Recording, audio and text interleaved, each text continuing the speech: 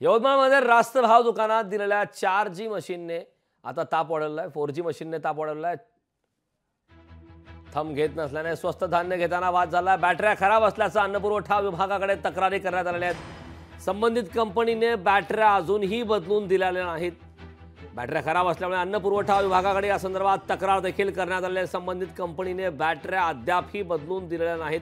Thumb घेत नसल्याने स्वस्त धान्य घेताना वाद झाला। अनेक दुकानदाराकडून काही तक्रारी प्राप्त होत आहेत। त्याच्यामध्ये स्कॅनर थंब इम्प्रेशन घेत नाही आहे, त्यामुळे अनेक अडचणी येत आहेत। याशिवाय GPS कनेक्टिव्हिटी होत नाही आहे, नेटवर्क घेत नाही आहे। काही मशीनच्या म्हणजे 10-12 मशीनच्या बॅटरीसुद्धा नवीन मशीनमध्ये आम्हाला खराब प्राप्त झाल्या होत्या, त्या संबंधित कंपनीला परत केलेल्या आहेत। त्याऐवजी नवीन बॅटऱ्या मागवलेल्या आहेत। अनेक अडचणी येत आहेत। या संदर्भात आम्ही शासनाकडे पाठपुरावा करणार आहोत आणि संबंधित कंपनीला देखील आम्ही कळवणार आहे। लोकशाही मराठी ऐका, पहा, जागरूक रहा।